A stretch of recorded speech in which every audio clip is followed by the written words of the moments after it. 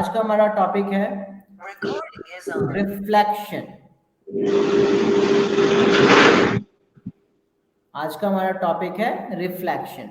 चलिए समझते हैं रिफ्लेक्शन क्या होता है।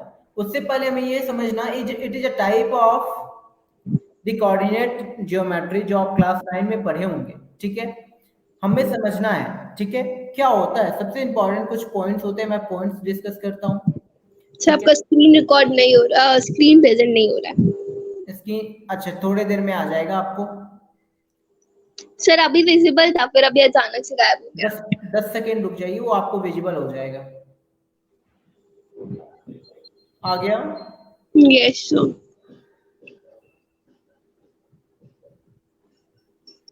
कोऑर्डिनेट एक्सिस, ये पता है क्या होता है बाबू?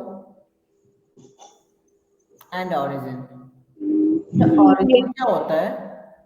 ओ मतलब ओ जहाँ पे दोनों x and y axis intersect करते हैं। Absolutely. So the two mainly perpendicular line intersecting each other at their point zeros are called coordinate axis. एक ऐसा परपेंडिकुलर लाइन जहां पर ये दोनों के दोनों लाइन अपने जीरो पर, दोनों के दोनों लाइन अपने जीरो पर इंटरसेक्ट करते हैं, इस तरह के लाइन को बोलते हैं कोऑर्डिनेट एक्सिस। ठीक है, yes sir. the horizontal line is known as x axis and the vertical line is known as y axis। कोई दिक्कत यहां तक? No sir. The point where they are intersecting, the point where they are intersecting is known as origin। क्या कहलाता है? क्या कहलाता है? ओरिजिन। origin। ठीक है, हम हम्म। समझते हैं कोऑर्डिनेट्स क्या होता है। The position of a point in a place is expressed by the pair of two numbers is called coordinate। Okay, the first number is the pair of the x coordinate and the second number is the pair of y coordinate। like मैंने अगर लिख दिया 2,4, so this 2 is a pair of x x coordinate and this 4 is pair of y y. coordinate। getting a point or not? Yes Very good, understand now? So yes. reflection, when an object is placed in front of the plane mirror, it, अभी मैं reflection का definition बता रहा हूँ। When an object is placed in front of the plane mirror, its image is formed at the same distance behind the mirror. It is called reflection। Getting my point? Yes sir. So reflection of a point in x-axis is, just see that. Okay. Okay, I'm just plotting some point in my next page. Now see, it is the x-axis and it is the y. Getting my point? ये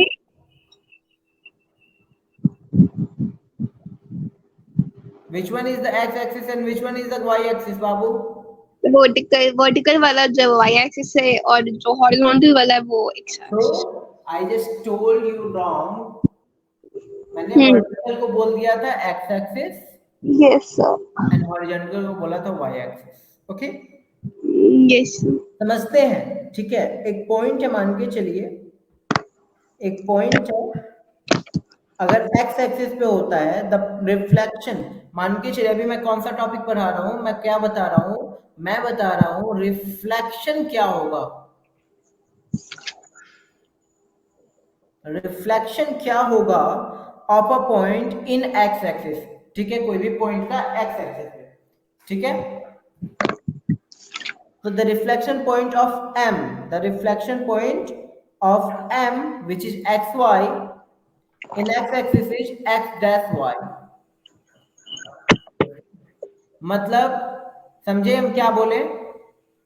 no अगर sir. Object यहां पर रखा हुआ है, ठीक है, अगर कोई ऑब्जेक्ट यहां पर रखा हुआ है तो इसका रिफ्लेक्शन पॉइंट ये होगा, माइनस एक्स वाई। ये वाला होगा। Minus x y. हाँ। x कॉमा माइनस वाई हो जाएगा। ठीक है, एक सेकेंड, इसका यहाँ आएगा कि यहाँ पे आएगा? यहाँ पर आएगा। इन एक्स एक्सिस बोला है बाबू, ओ तब ठीक है। ठीक है। रिफ्लेक्शन पॉइंट क्या हो जाएगा, अगर रिफ्लेक्शन पॉइंट आपका एक्स वाई है, अगर ये यहाँ पर है तो वाई एक्सिस का तो यहाँ पर आ जाएगा, मतलब यस एक्स क्या होगा, -xy। समझ में आ रहा है। यस। अगर मान के चलिए ओरिजिन क्या है, एम पर है, ओरिजिन मान के चलिए ओरिजिन पे बना हुआ कोई ऑब्जेक्ट है, ठीक है, समझ में आ रहा है। Yes sir. तो अगर ये एक्स वाई है तो इसका ओरिजिन सेम अपोजिट माइनस का एक्स माइनस का वाई हो जाएगा, ठीक है। मतलब ये -xy मतलब ये है कि अगर कोई भी रिफ्लेक्शन पॉइंट, कोई ऑब्जेक्ट अगर ओरिजिन से देखा जाए, ओरिजिन के नजर से देखा जाए, तो अगर कोई ऑब्जेक्ट एक्स वाई पे प्लेस्ड है ना, तो ओरिजिन के नजर से ये माइनस का एक्स माइनस का वाई हो जाएगा, ठीक है। ओरिजिन की नजर से। और ये जो x, अच्छा, और ये जो दो दूसरा जो है -xy और x-y, ये क्या है? ये आपका y एक्सिस के, अगर y एक्सिस को फोकस किया जाए तो ये होगा माइनस एक्स का y, अगर x एक्सिस को फोकस किया जाए तो x कॉमा माइनस वाई, अगर ओरिजिन को देखा जाए तो क्या होगा, -x-y, समझ समझ गए। गए। तो मान के चलिए कि the reflection of the point P -3 in x axis y axis and in the origin, मैं भी बता दूं, अगर यहाँ पर क्या है 3 है, मतलब y भी 3 है और ये भी 3 है, तो आप अभी देखोगे कि यहाँ पर ये वाला जो पार्ट आया 3 x -3 एक्सिस के बेसिस पर आएगा, कितना आएगा, y का -3 -3। आएगा, यहाँ पर -3,3 y एक्सिस के बेसिस पर, यहाँ ओरिजिन के बेसिस पर -3, कोई दिक्कत। No sir. और इसका ओरिजिन कहाँ है भाई, यहाँ पर है, कोई दिक्कत है तो पूछो। No sir. Okay, so invariant point क्या होता है एक बार वो पढ़ लेते हैं, और फिर इस पर्टिकुलर टॉपिक का हमारा थ्योरी कॉन्सेप्ट क्लियर हो जाना है, ठीक है। उसके बाद कुछ क्वेश्चंस करेंगे ताकि और अच्छे से माइंड क्लियर हो सके। तो इनवेरिएंट पॉइंट क्या होता है, a point is called an invariant point with respect to a given line if and only if, अगर, या only and only if it lie on the line, okay. जब वो लाइन पर होगा तो ही इसका ये होगा, इनवेरिएंट पॉइंट कहलाएगा, ठीक है। The image of a figure is under reflection is congruent to the original figure, reflection of x axis followed by the y axis equivalent to the reflection of the origin, okay, समझ में आ रहा है। No sir.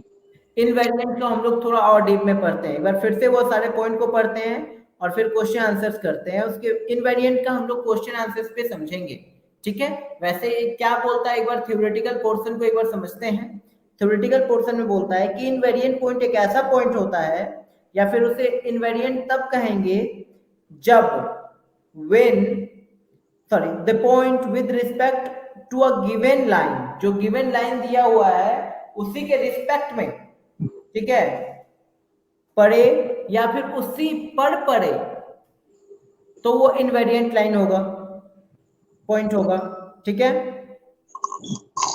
Example के तहत हम लोग इस सारे पॉइंट्स को समझते हैं।